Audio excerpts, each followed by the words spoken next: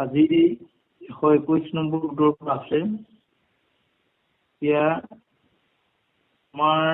আমি পাঠভাগ বিশ্লেষণ কৰিবলৈ যোৱাৰ আগতে আমি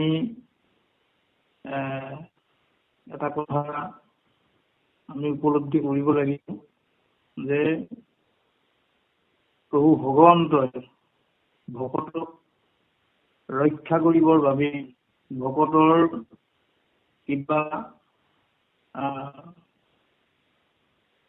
অপায়মঙ্গল হয় নেকি, এই গোটেই কথাবিলাক প্ৰভু ভগৱন্তই ভকতৰ প্ৰতি দৃষ্টি ৰাখে আৰু সেই দৃষ্টি ৰখাৰ লগতে তেখেতে সমস্ত জীৱৰ কুশল মংগলৰ অৰ্থে যাক যি যেনেকে বিচাৰে সেইমতে তেওঁ প্ৰেৰণ কৰে। এতিয়া অসুৰ হস্তিনাপুৰ হোৱাৰ কাৰণটোৱে হ'ল ভগৱন্তই প্ৰেৰণ কৰিছে, কাৰণ তাত ভকত আছে। সেই ভকতসকলৰ কিবা গণ্ডগোল হয় নেকি, এই ভকতসকলে কিবা কষ্ট পাইছে নেকি, ইয়াৰে এটা আমাৰ বাস্তৱ জীৱনৰ এই কথাখিনি এনেদৰে আহিছে। মনুষ্য হোৱাৰ হেতুকে ভগৱন্তই মনুষ্য জন্ম লোৱাৰ হেতুকে তেখেতে আমাৰ মনুষ্যসকলৰ যি ব্যৱস্থা সেই ব্যৱস্থাৰে অসুৰক প্ৰেৰণ কৰিছে আৰু অসুৰে সমস্ত ৰাজ্যত চলাথ কৰি কি ক'ত কেনেকুৱা ধৰণৰ পৰিৱেশ বা পৰিস্থিতি হৈছে এই সংক্ৰান্ততেই প্ৰায় বিচৰণ কৰি কথাখিনি অৱগত কৰিব বিচাৰিছে। প্ৰভু ভগৱন্তৰ ভকতৰ সদায় ব্যৱস্থাসমূহ চাই থাকে, তেনেকে ভকতক ৰক্ষা কৰিব পাৰে। কাৰণ তেওঁ অৱতাৰ হোৱাৰ মূল কাৰণটোৱে হ'ল তিনিটা: পৰিত্ৰাণায় সাধনাং, সাধুসকলক ৰক্ষা কৰা; বিনাশায় দুষ্কৃতাম, দুষ্কৃতিবিলাক নাশ কৰা; আৰু ধৰ্ম সংস্থাপনাৰ্থায় সম্ভৱামি যুগে যুগে। প্ৰতিটো যুগতেই তেওঁ অৱতাৰ ধ্যান কৰি পুনৰ শুদ্ধ ধৰ্ম স্থাপন কৰে। এতিয়া ঠিক তেনেধৰণে ভকতি বাহিৰে আনে ভগৱন্তক আকৰ্ষণ কৰিব নোৱাৰে, কাৰণ ভক্তি থাকিলেহে প্ৰভু ভগৱন্ত আহে। আৰু আমাক শাস্ত্ৰই কৈছে যে কলিযুগে ভকতেহে হৰি অৱতাৰ, ভকতৰ সেৱা বিনে নাহিয়াৰ। আৰু এই ভকত এনেকুৱা ধৰণৰ আমি নিজেও গম নাপাওঁ, কাৰণ কলিত বৈষ্ণৱী বিষ্ণু বুলিও কৈছে। গতিকে কেনেকুৱা ৰূপত আমাৰ ওচৰলৈ আহিব সেই কথাখিনি আমি ভক্তি থাকিলে কথাখিনি অনুভৱ কৰিব পাৰিম। গতিকে এতিয়া অসুৰ হস্তিনাপুৰলৈ আহিছে, ভকত যিহেতু আছে, সেই ভকতক দৰ্শন কৰি সেই ভকতৰ লগত আলাপ কৰি যিখিনি ভক্তিৰ যিখিনি তত্ত্ব, এই তত্ত্বটো বুজাবৰ কাৰণে ইয়াৰ ব্যৱস্থাটো হৈছে। ইয়াত পাঠে কৈছে যে একে উপদয় প্ৰাণ মৰে একেশ্বৰে, একেশ্বৰে ভুঞ্জে যত পুণ্যক আচৰে। পৃথিৱীত জীৱবিলাক সকলো জীৱই একেধৰণেই জন্ম হয় আৰু মৰোতে অকলেহে মৰে। মৰিবৰ সময়ত কাকো লগত নিব নোৱাৰে। আৰু কি হয় একেচৰে ভুঞ্জে যত পুণ্য পোৱা চৰে আৰু অকলেই যিখিনি জীৱ হিচাপে জীৱ জীয়াই থাকিব যিহেতু আহাৰৰ প্ৰয়োজন গতিকে কেনেধৰণে ভুঞ্জে বা দুখ যাতনা কেনেধৰণে ভুঞ্জে এই কৰ্মখিনি কি হয় অকলেহে তেওঁ ভুঞ্জিব আৰু তেওঁ যিখিনি এই কৰ্মৰ যোগেদি যিটো পুণ্য আচৰণ কৰিব তেওঁ অকলে সেইটো কৰিব পাৰিব কোনেও তেওঁ সহায় কৰিব নোৱাৰে মোৰ কথাটো হ'ল ভকতি কেৱল পুৰুষক তাৰে গতিকে পুৰুষক তাৰিবলৈ হ'লে কেৱল ভক্তিৰ প্ৰয়োজন ইয়াত এই কথাটো বেছি গুৰুত্ব দিছে পুত্ৰ একেচৰে ভুঞ্জযত কৰে পাপ ছয় পুত্ৰ মিত্ৰ ভাতৃ তাকো কেহু নপায় গতিকে যিবিলাক কৰ্মৰ ফলত দুখ যাতনা ভুঞ্জে এইবিলাক কি হয় আৰু তেওঁ কেনেধৰণে পাপ হয় অকলে নিজেহে কৰিব পাৰিব কোনোবাই কাৰোবাক পাপ কৰিব নোৱাৰে পাপ আৰু পুণ্য এই দুইটা বস্তু জীৱটোৱে নিজে নিজেই কৰিবলৈ আহৰণ কৰিব পাৰে যদি ভাল কাম কৰে তেতিয়াহ'লে তেওঁ পুণ্য আহৰণ হ'ব আৰু যদি তেওঁ কৰ্মখিনি নকৰিবলগীয়া কৰ্ম কৰে তেতিয়া তেওঁ পাপ আহৰণ হয় গতিকে পাপ পুণ্য দুইটা নিজে কৰিব গতিকে ইয়াত পুত্ৰ মিত্ৰ ভাতৃ তাকো কেহু নপাব ইয়াত পুত্ৰ হওক বা ভাতৃ হওক বা মিত্ৰই হওক কোনেও ইয়াত সহায় কৰিব নোৱাৰে টকা পইচা ধন টকা পইচা বা অন্যান্য কায়িক দিশত কাৰোবাক সহায় কৰিব পাৰে কিন্তু এই ক্ষেত্ৰত এইটো আমাৰ জন্ম হৈ যিখিনি কৰ্ম সম্পাদন কৰি পাপ আৰু পুণ্য এই দুটা অৰ্জন যেতিয়া কৰিব এইটো নিজে নিজেহে কৰিব ভাল কৰিব পাৰিব কাৰণ সেই কথাটোকে ইয়াত আমাক পাঠে কৈছে যে আমি এই কৰ্মবিলাক এনেধৰণে কৰিলে আমাৰ কি হয় এই গোটেই বস্তুটো নিজে বিশ্লেষণ কৰিব লাগিব আৰু বিশ্লেষণ কৰি কামত অগ্ৰসৰ হ'ব লাগিব গতিকে আমি ভাগৱত আজি মহৎ অনুষ্ঠানটিৰ যোগেদি আমি সমস্তই ভাগৱত শ্ৰৱণ আৰু কীৰ্তন এইটা হৈছে এই দুইটা শ্ৰৱণ কীৰ্তন হৈ থাকিলেই নহ'ব যে আমাৰ বাস্তৱ জীৱনত আমি পালনীয়টোহে আমাৰ আচল বস্তু আমি শ্ৰৱণ আৰু কীৰ্তনৰ যি তত্ত্ব আমি পাইছোঁ এইখিনি আমি যদি সুন্দৰৰূপে আমি পালন নকৰোঁ তেতিয়াহ'লে আমাৰ শ্ৰৱণ কীৰ্তনৰ ফলটো আমাৰ ঘূৰিব গতিকে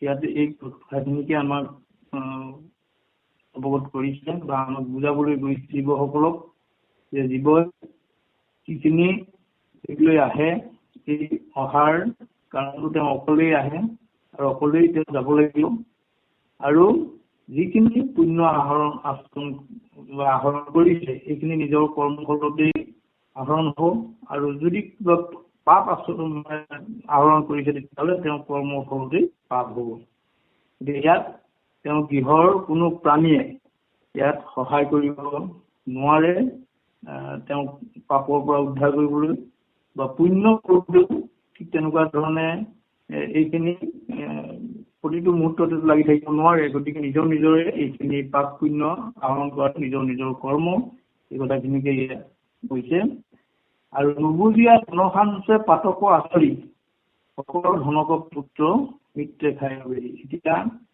আমি নুবুজাৰ কাৰণেই ধন কেনেকে আহৰণ কৰিব লাগে ধন কেনেকে আৰ্জন কৰিব লাগে এই কথাখিনি আমাৰ নজনাৰ কাৰণেই আমাৰ কি হৈছে আমাৰ শুদ্ধ ধন নহয় আৰু সেই ধন সাঁচি ৰাখি একো লাভ নাই কাৰণ সেইখিনি ধন সাঁচি ৰাখিলে আনেহে খাব সকলো ধনক পুত্ৰ মিত্ৰে খাই বেৰি মানে যিখিনি উপাৰ্জন কৰা হয় এইখিনি মিত্ৰসকলে বা পুত্ৰসকলে যিসকল তেওঁ গৃহত থাকিব পৰিয়ালৰ সেইসকলে এই ধন খাব খাওঁতে কিন্তু অনুভৱটো তেওঁ নকৰে এতিয়া উদাহৰণ আমাৰ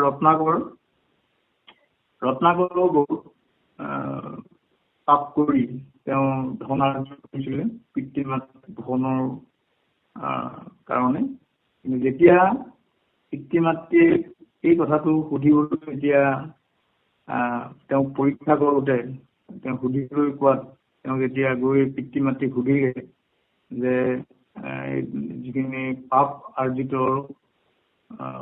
পাপখিনি তেওঁলোকে লঘোণে গ্ৰহণ কৰিব নকৰে পিতৃ মাতৃ, তেতিয়াহ'লে পিতৃ মাতৃয়ে অগ্ৰাহ্য কৰিলে। তেওঁলোকে কেতিয়াও তেনেকুৱা কেনেকৈ খুৱাইছে সেইটো তেওঁৰ ওপৰত নিৰ্ভৰ কৰিব, আৰু খাওঁতাসকল লোকৰ পাপটো কেতিয়াও গ্ৰহণ কৰিব নোৱাৰে। এই কথাখিনি যেতিয়া ৰত্নাকৰে বুজি পালে, ৰত্নাকৰে তত্ত্বটো পোৱাৰ পাছৰ পৰাই তেওঁ কৰ্মৰ ধাৰাটোৱে সলনি হৈ গ'ল। গতিকে এই ক্ষেত্ৰত যিহেতু এই কথাখিনিকে কৈছে, এই কথাখিনি নুবুজীয়া অৰ্থাৎ বুজি নোপোৱাৰ কাৰণে পাপ পাপ পাপ কৰি ধন যদি আৰ্জনো কৰে এইখিনি খাব, কিন্তু ইয়াৰ পৰা কি হ'ব, তেওঁ কি হৈছে এই কথাখিনি পাছতহে মানে ইয়াৰ যিটো ফলাফল সেই ফলাফলটো পিছতহে গম পাব। যে যেনেকৈ অলপ জলত যেন মত্ৰৰ বিলাস, জল শুকাই গৈলে হয় তিলেকে বিনা। অকণমান জলত জল থাকিলেই মাছবিলাকে সেই জলত বিভিন্ন ধৰণে বিচৰণ কৰি ফুৰে, আৰু যেতিয়া জল অৰ্থাৎ পানী শুকাই যাব তেতিয়া লগে লগে এই তাত থকা মৃত্যুবিলাক অৰ্থাৎ মাছবিলাক বিনাশ হৈ মৃত্যু মুখত পৰে।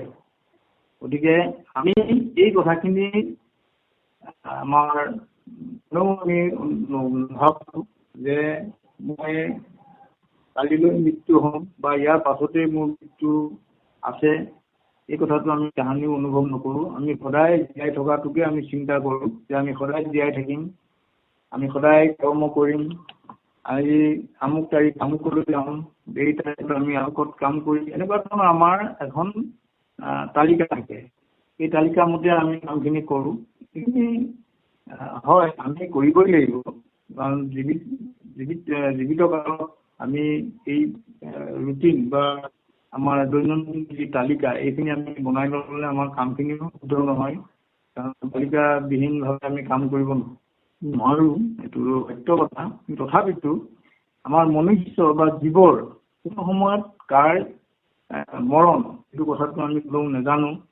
গতিকে নজনাৰ কাৰণে আমাৰ এইখিনি হয়। এই কথাখিনি ইয়াত পাঠত উল্লেখ কৰিছে। তেতিয়া আমাৰ যেই নহওক আমাৰ কৰ্মবিলাক আমি শুদ্ধ ৰূপত কৰাৰ ব্যৱস্থাটো আমি কৰিলেহে আমাৰ শ্ৰৱণ কীৰ্তনৰ ফলটো আমাৰ প্ৰাপ্তি শুদ্ধ ৰূপত আমাৰ ব্যৱস্থাটো হ'ব। যদি আমি পালন নকৰিলে আমাৰ এই কথাখিনিকে কথাত উল্লেখ কৰিছে। গতিকে আইগৰাকীক আমি আগবাঢ়িবৰ কাৰণে সেৱা জনালোঁ। কৃষ্ণ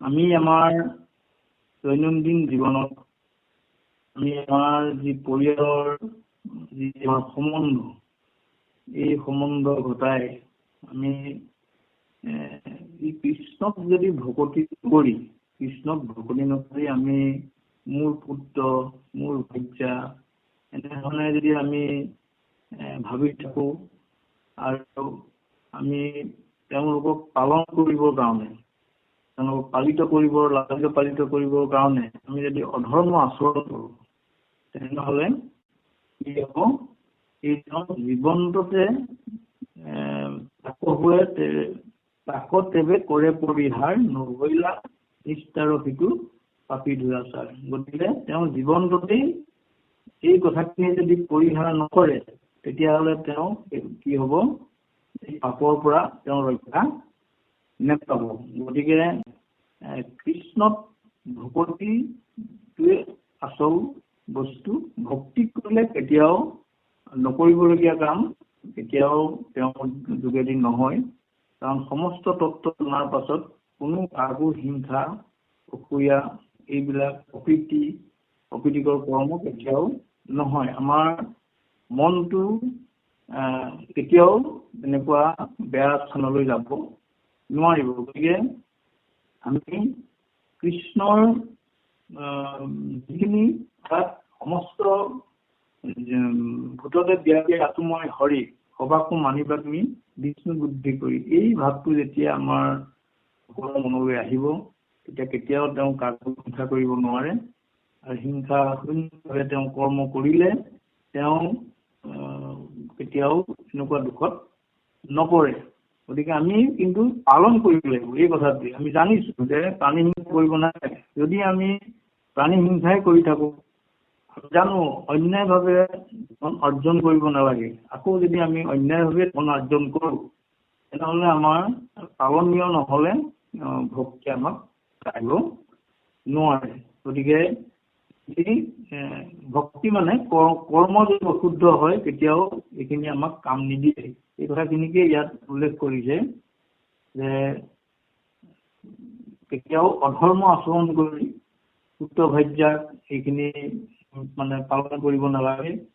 আৰু জীৱনটোতে তেওঁ কি হ'ব এই বস্তুখিনি তেওঁ পাপত পৰিব আৰু পাছত এই পাপ অৰ্থাৎ যিখিনি তেওঁ পাপ লৈ অকলেই তেওঁ গুচি যাব লাগিব। তেওঁ যিখিনি পাপ কৰিছে এই পাপখিনি আনে কিন্তু গৃহস্থ পৰিয়ালৰ বাকীসকলে ভাগ কৰি নলয়।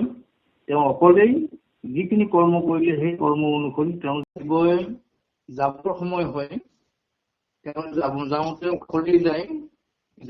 যাওঁতে তেওঁৰ লগত কি হৈ যাব, তেওঁ যিখিনি পাপ এই পাপখিনি লৈ তেওঁ গমন কৰে আৰু গৈ তমো মাৰ্গত পৰি নানা দুখ পুঞ্জে বুলি কৈছে।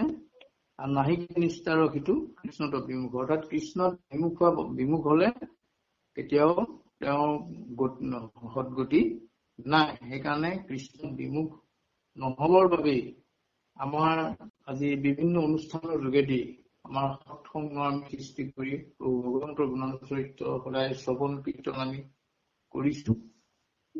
শ্ৰৱণৰ আৰু কীৰ্তনেই হ'ল আমাৰ ভক্তি, নবিধ ভক্তিৰ শ্ৰেষ্ঠ ভক্তি। এই নবিধ ভক্তিৰ শ্ৰেষ্ঠ ভক্তিৰ শ্ৰৱণ কীৰ্তন আমি কৰিছো, সুন্দৰ হৈছে। খালি আমাৰ এটাই কথা হ'ল আমি পালনীয় দিশত আমি অধিক গুৰুত্ব দিব লাগিব, পালন কৰিব লাগিব। আচলতে যিখিনি কৰিব লাগে সেই কামখিনি কৰিব লাগে আৰু যিটো কৰিব নালাগে সেইটো নকৰিবই লাগিব।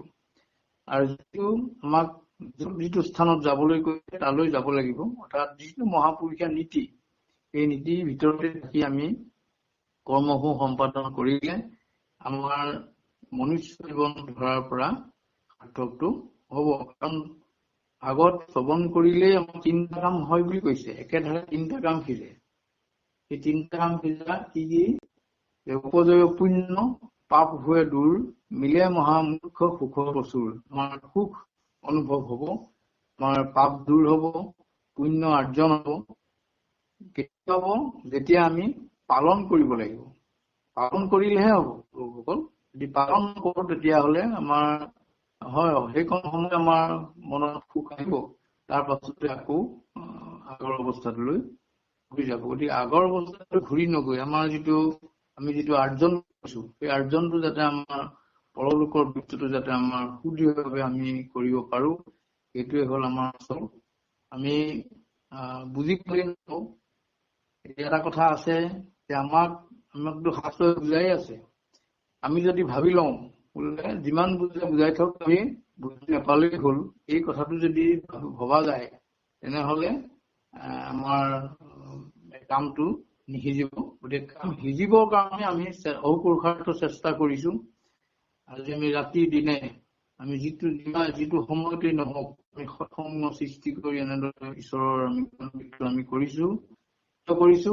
আমাৰ ইয়াৰ যিটো ফল, শ্ৰৱণ কীৰ্তনৰ যিটো ফল, সেইটো আমি প্ৰাপ্তি হবই লাগিব। গতিকে হোৱাৰ পথতে আমি ব্যৱস্থাটো কৰিছো। যদি নকৰো তেনেহলে ইয়াৰ বিপৰীত প্ৰতিক্ৰিয়া হব।